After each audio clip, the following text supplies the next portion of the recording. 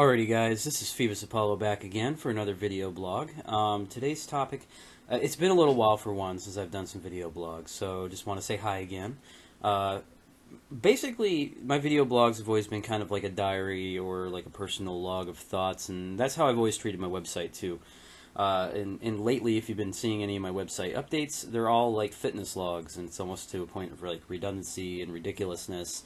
That's because a couple years ago I kind of switched my mindset and started a lifestyle of fitness, started working out, started getting more physically fit, more learning a lot of different things about different fitness activities. And this is for myself. I'm trying to improve my life, and it just seems like a natural and fun thing to do, and I've really grown a passion for it. But, so that's where my thought is. My train of thought, I always roll with my train of thought. So whenever that's up in the air, it's right out in front facing. So that's what I've been doing with a lot of my time. And around a year ago, I started actually making a weightlifting program in the gym. I joined a gym at the beginning of the last year, not as a New Year's resolution thing. It was just a natural progression from the weight loss I'd done. I lost like 70 pounds just doing home workouts. And I needed access to better equipment, so I went to the gym, and around this time last year, I started learning like weightlifting proper. Before that, I would just stick to machines and maybe a little bit of the cardio, like treadmills and stuff. And I decided to start out and getting out into the weightlifting area of the gym and learning all the different lifts. Now, while I was doing that, I spent a lot of time researching and developing a program that for myself to follow. And the basics of my program are pretty straightforward. You know, it's separated days for different parts of my body. It's not a full week cycle because my weeks are erratic. So it's like a 5-day cycle, and I program in 2 days of rest at the most. So it's never more than a week, ideally. And for the most part, for the entire year, I stuck to that cycle, and I've noticed substantial gains. I guess it's probably mostly beginner gains, but I'm definitely going from a novice level of powerlifting to an intermediate level of powerlifting, which is really good, really fun, and I look forward to making the next couple progressions. I can actually de facto call myself intermediate for my weight level and skill level. So that said, during the last year, I've really not missed many days, and I get a little neurotic when it comes to missing days at the gym. I really don't like taking rest days. I prefer to go to the gym every single day, and when I don't go, I get a little antsy, I get a little uncomfortable, and I don't really know what to do with myself. I could do like extra cardio those days, and I kind of slack off a little bit on the cardio, although I am training for a half, and I have done a couple long runs, so I'm not doing too bad. But it seems like those days I just get a little unnerved. So it's been hard to like mentally, and I think that's actually something that a lot of people run into when they get like a passion for going out and doing lifting.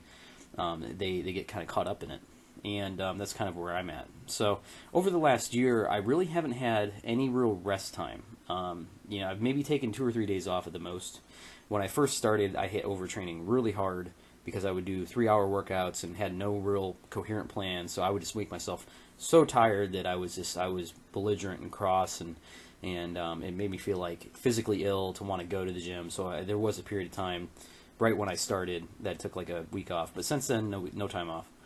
And I've been doing a lot of thinking. I've been accumulating a couple problems. For one, bench pressing is particularly any sort of push press motion seems like it's really been wearing on my shoulders.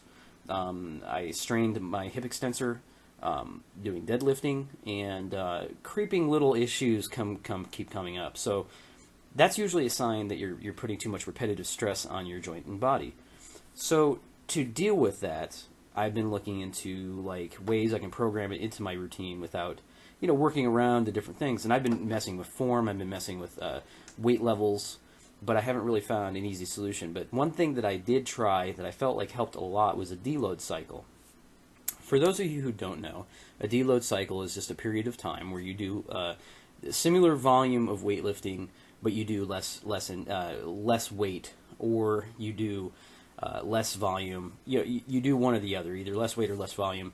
Just a little less work, but you're still trying to get yourself an effective workout, but you're not pushing yourself past the point where you're doing a lot of strain on ligaments and joints and tendons.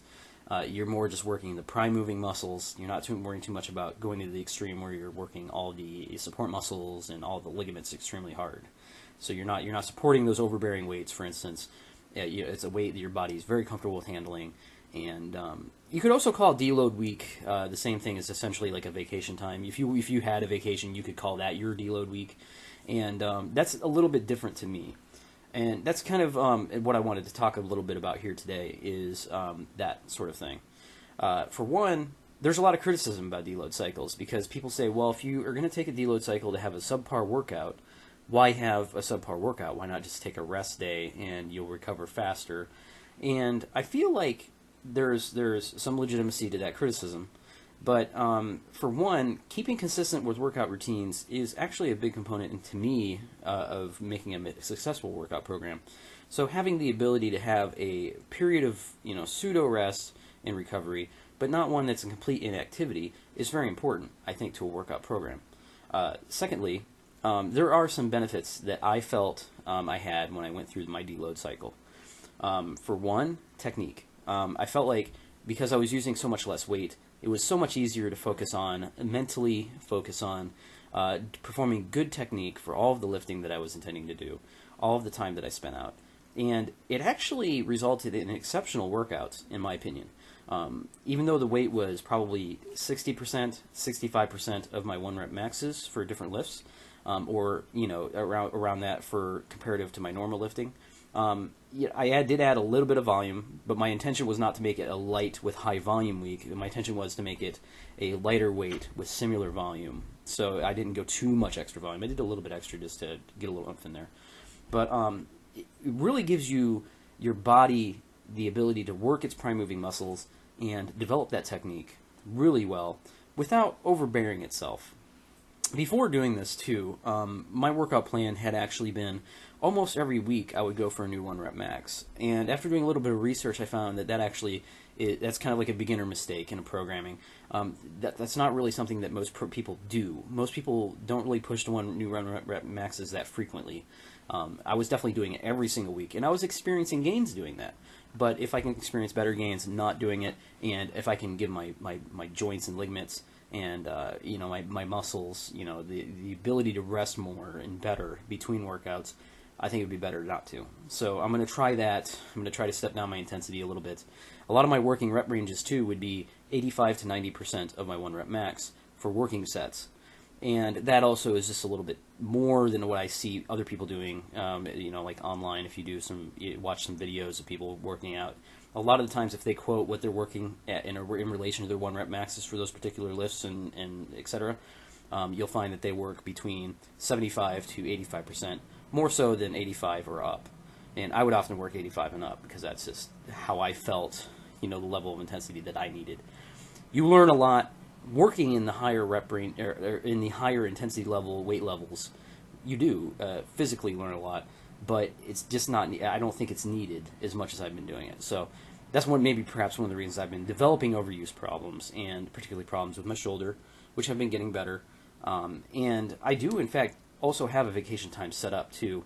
So this deload cycle gets me to that vacation time without feeling like I took 2 vacations, because that's what I would otherwise have to do if just due to the wear and tear that I'm experiencing. The second thing that I noticed that was really beneficial about taking a deload cycle was it was a considerable amount of mental rest, not just rest in the gym doing the neurological exercise the neurological work of the exercises. It wasn't just mental rest from that, but it was also mental rest from the programming, because when I did my deload cycle, I basically just emulated previous workouts that I had logged, and I just did the math, and I just did whatever seemed natural or right from there. I didn't have to spend any time thinking about what my next lift was going to be, what my body part was that I was going to work next, and how good of a workout it was going to be. They all turned out very well. It felt like a very good level of work was performed. And on top of that, I had to do no thinking about it whatsoever. I just took my old logs and just emulated them at a lower weight level with a slightly more volume. And it was just fantastic. So that was another benefit, too, that I feel is overlooked. So if you're looking to go into a deload cycle, that's something that I think that you should look forward to. Also, too, I noticed when you're going that much less on the weight, and like I said, it could be 50 to 60% of your 1 rep max. Mine was a little higher than 60% just because I tend towards a little higher. It's just a neurotic condition that I have, being that's just kind of the way I work out, generally speaking, or have been for the last year. But I noticed that a lot of the working out, when you work at that lower weight level, you can focus on the prime movers of the exercise.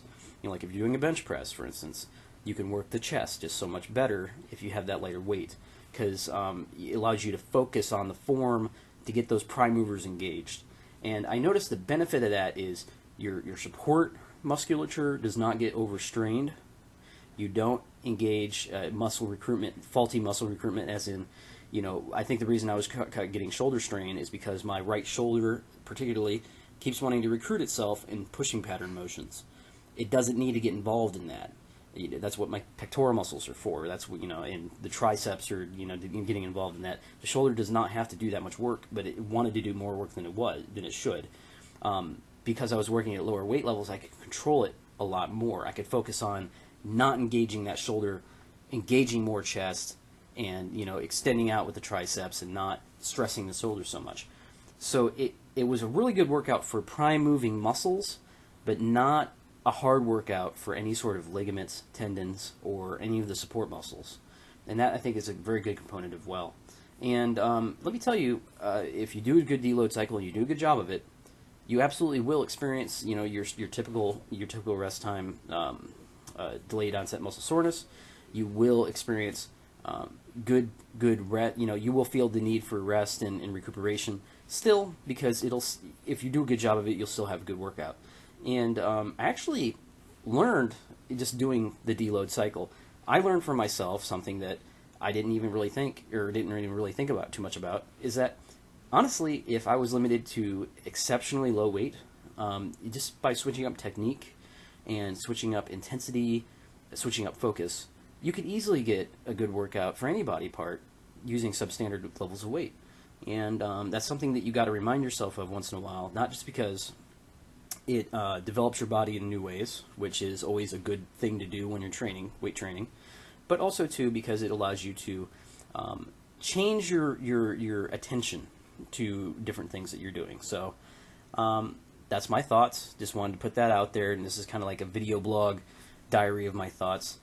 I do intend to do these a little more often. Actually, one of the main reasons I wanted to do a video blog of this today is just because I wanted to get an opportunity to sit down and speak to you guys, set up my equipment again, and get in the habit of having it somewhere readily available so I can just do this again sometime soon if I want to. Will future topics be all about fitness? Probably, because that's all I've been doing lately. But I do have a wealth of other opinions on other things, and at the end of the day, if I get a chance to lay down my thoughts on every little thing that I can think of and put it to a video blog like this, I will absolutely do so. But and I miss getting this opportunity to sit down like this, so it's really awesome. As you can see, I don't know if you can tell, if any of you knew me before, but I'm definitely am having a great time getting fit. I'm still only about 40% of the way to my goals. I probably have 2 or 3 years of training like this to get to my goals, but it'll make it that much more sweeter when I can succeed.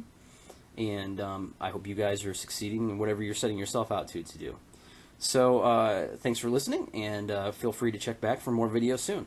And I hope you guys have a wonderful day. Later.